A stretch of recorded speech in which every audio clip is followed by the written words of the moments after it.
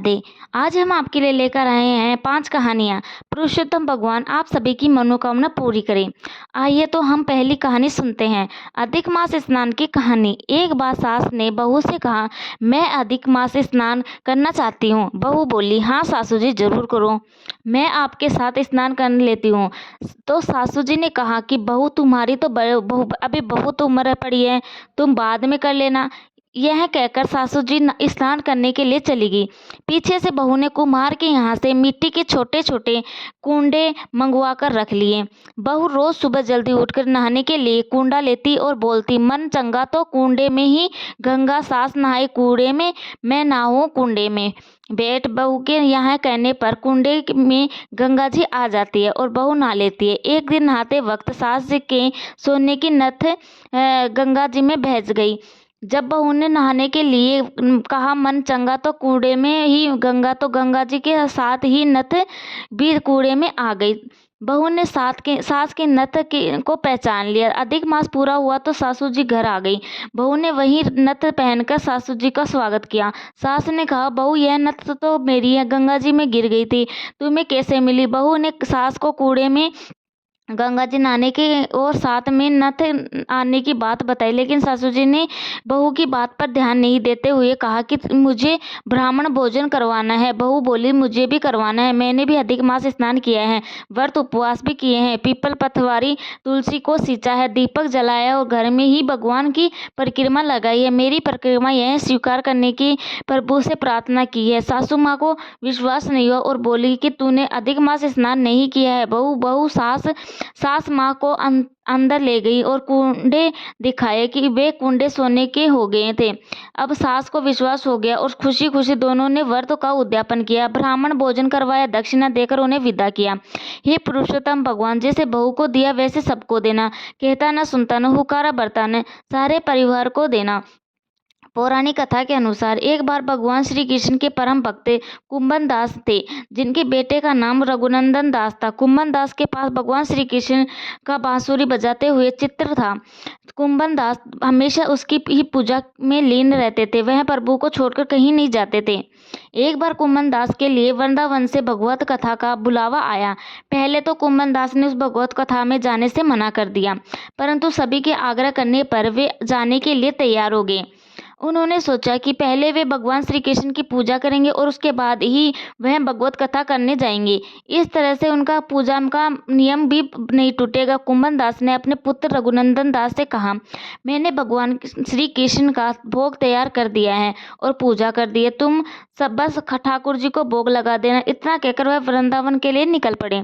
कुंभन दास के बेटे रघुनंदन दास ने भोग की थाली ठाकुर जी के सामने रख दी और उनसे प्रार्थना की कि वह आए और भोग लगाएं। रघुनंदन दास मन ही मन यह सोच रहा था कि ठाकुर जी आएंगे और सभी मनुष्य की तरह अपने हाथों से खाएंगे। रघुनंदन दास ने कई बार भगवान श्री कृष्ण से आकर भोजन करने के लिए कहा, लेकिन खाना उसी प्रकार से देखकर वह निराश हो गया और रोने लगा। उसने रोते रोते भगवान श्री कृष्ण से कहा कि भगवान आप तो आते क्यों नहीं हैं, आकर भोग लगाइए। इसकी पुकार सुनकर ठाकुर जी एक बालक का रूप लेकर आ गए और भोजन करने के लिए बैठ गए, जिसके बाद रघुनंदन दास चेहरे पर मुस्कुराहट आ गई। वृंदावन से भगवत कथा करके वह कुंभन दास घर पर लौटे तो उसके बेटे से प्रसाद के बारे में पूछा। रघुनंदन दास ने अपने पिता से कहा कि ठाकुर जी ने सारा भोजन खा लिया। कुंभन दास को सोचा कि अभी रघुनंदन दास नादान है, उसने सारा प्रसाद खा लिया होगा और डांट की वजह से झूठ बोल रहा है। अब रोज कुंभन दास भगवत कथा के लिए जाते और जब वह घर वापस आते तो देखते कि सारा प्रसाद खत्म हो जाता था। कुंभन दास को लगा कि अब उनका पुत्र कुछ ज्यादा ही झूठ बोलने लगा है। कुंभन दास ने एक दिन लड्डू बनवाकर थाली में रख दिए और दूर छिपकर देखने लगे। रघुनंदन दास ने उस दिन भी रोज की तरह भांति ठाकुर जी को आवाज लगाई और ठाकुर जी फिर से एक बालक के वेश में कुंभन दास के बेटे के सामने आ गए।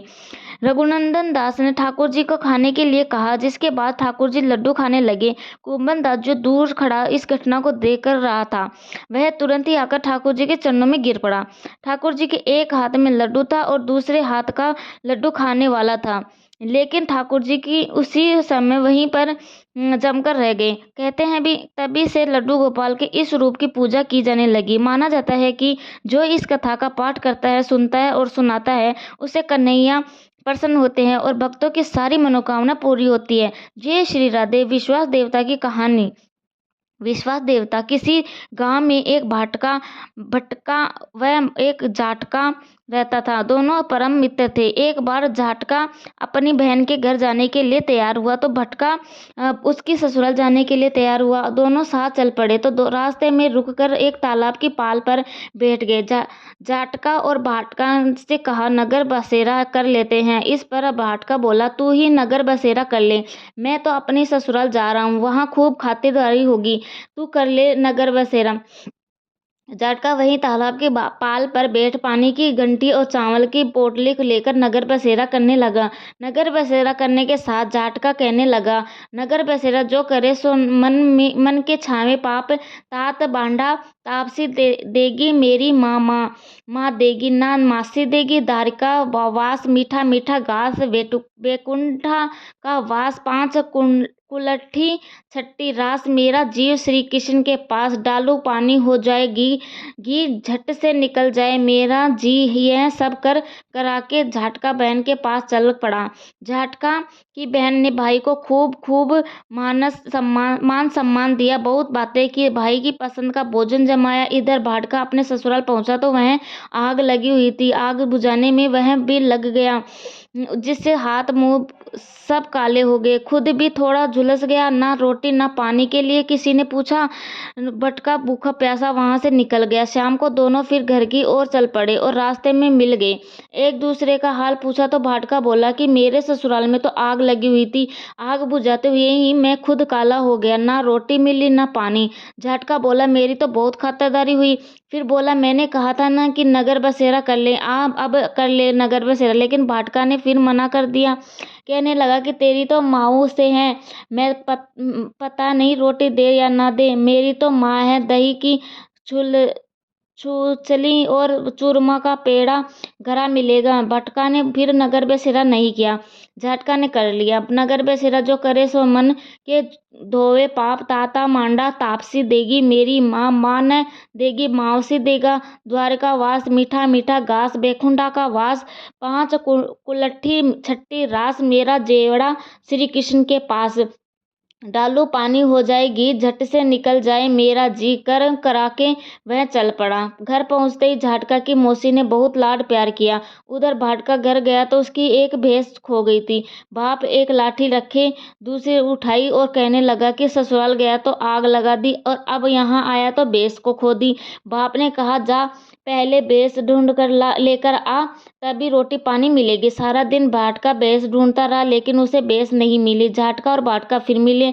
झाटका और भाटका के हाल पूछे तो भाटका बोला, आते ही भैंस खो गई, बस उसी के दिन ढूंढते रहा और रोटियां तो पूछो ही मत, पानी भी नहीं मिला। झाटका ने कहा कि मैंने तो पहले ही कहा था नगर बसेरा कर ले। झाटका की बात सुनकर भाटका बोला, तेरे नगर बसेरे में इतनी ताकत है तो चल बस कर लेते हैं। दोनों ने बैठकर नगर बसेरा किया। नगर बसेरा जो करे सो मन को धोवे पाप ताता मांडा तापसी देगी मेरी माँ ना देगी मावसी देगा। द्वारका वास मीठा मीठा घास वैकुंठा का वास पांच कुलठी छठी रास मेरा जीवे श्री कृष्ण के पास। डालू पानी हो जाए छठ से निकल जाए मेरा जी। दोनों नगर बसेरा करके थोड़ा सा आगे चल भटका।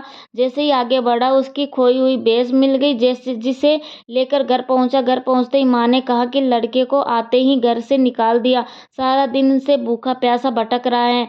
यह कहकर उसकी माँ ने उसको खूब खिलाया पिलाया और ससुराल से संदेशा आ गया। ससुराल गया तो बहुत स्वागत भगवत हुई और अपनी पत्नी के लेकर घर आ गया। भटका प्रसन्न हो गया। भटका के सारे नगर में ढिंढोरा पिटवाया कि सब कोई अपने पियर या सासरे आते जाते नगर बसेरा करे। हे विश्राम देवता, जैसे भाटका झाटका को नगर बसेरा का फल मिला वैसे वैसे कहता न सुनता न हुकारा भरता न सारे परिवार को मिले। विनायक जी की कहानी। एक बुढ़िया माई थी, वह मिट्टी के गणेश जी की पूजा करती थी। रोज बनाती गल जाते। उसके सामने एक सेठ का मकान बन रहा था। वह वहां गई और बोली कि एक पत्थर का गणेश बना दो। मिस्त्री बोले, जितने हम तेरा पत्थर का गणेश जी गढ़ेंगे उतने में तो मेरी दीवार ना छिनेगी। बुढ़िया को गुस्सा आ गया और बोली कि राम करे तुम्हारी दीवार टेढ़ी हो जाए। तब तो उनकी दीवार टेढ़ी हो गई। वह चीने और तोड़ देवे, चीने और तोड़ देवे। इस तरह करते करते शाम हो गई। शाम को सेठ आया, उसने कहा आज कुछ भी काम नहीं किया। तो वह कहने लगा कि एक बुढ़िया आई थी, वह कह रही थी कि मेरा पत्थर का गणेश गढ़ दो। हमने हमने नहीं गढ़ा तो उसने कहा कि तुम्हारी दीवार टेढ़ी हो जाए। और जब से दीवार सीधी बनी नहीं रही, सेठ जी बुढ़िया के पास गए और उससे कहा कि हम तेरा सोने का गणेश जी गढ़ देंगे, तुम हमारी दीवार सीधी कर दो। सेठ जी ने बुढ़िया को सोने का गणेश जी गढ़वा दिया और सेठ जी की दीवार सीधी हो गई। हे भगवान, जैसे सेठ जी की दीवार सीधी करी वैसे सबकी करना, कहता न सुनता न हुकारा बरतना, सारे परिवार का करना। 7 कहानी। यह कहानी सभी कहानियों के बाद सुनी जाती है। यह कहानी जिस भी कहानी के बाद सुनते हैं तो उसकी कहानी में कोई कमी नहीं रह गई हो तो वह पूरी हो जाती है। इस कहानी को सभी कहानियों के साथ सुना जाता है। तो आइए सुनते हैं 7 कहानियाँ। 7 कहानियों में कहूँ ईसन की, बिसन की, पाल की, पथवारी की, लापसी की और तपसी की, जगन्नाथ गणेश जी की, चांद की, सूरज की, गाय की, बछिया की, चरणामत भगवान की, तिलक भगवान की, आकाश दिया धर्मराज की जी की, राम लक्ष्मण की, तुलसी की, पीपल की, केला की, कदम की, आंवला भगवान की, बड़ भगवान की, कल्प वृक्ष भगवान की, आशा भगवती की, गिरिराज भगवान की, मोर मुकुट बंसी वाले की, शंकर पार्वती की, बजरंग बली की, 33 कोटि देव देवताओं की, 68 तीर्थों की, 68 संतों की, 8 वीरों की, भूल चुके कि आज सोमवार, मंगलवार, बुधवार, गुरुवार, शुक्रवार, शनिवार और रविवार 8 वारों की कहानी सुने आगे। कदे न दल दल आवे, कदे न पीड़ा आवे, सुख संपत्ति आवे, दल दल अजावे, संपद आवे, दुख जावे, सुख आवे, हरिया हरिया आंवला, श्री भगवान सांवला, 5 पतासा गुड़ की डली, विनायक जी पूजा जावे, मन की रली, उठो भाई राम करो, राम भाई काम करो, कल्याण होसी, माँ की कथा कहानी को फल माने, होसी अधूरी हो तो पूरी कर जो, पूरी हो तो परवान चढ़ा जो, आशा भगवती माता जैसो, पार्वती ने सुहाग दियो सो ना माने दीजो, कहता न सुनता न हुकारा बरता न, हमारे अपने सारे परिवार की रक्षा कर जो, हर मनोकामना पूरी कर जो, सौभाग्य दीजो। जय श्री राधे।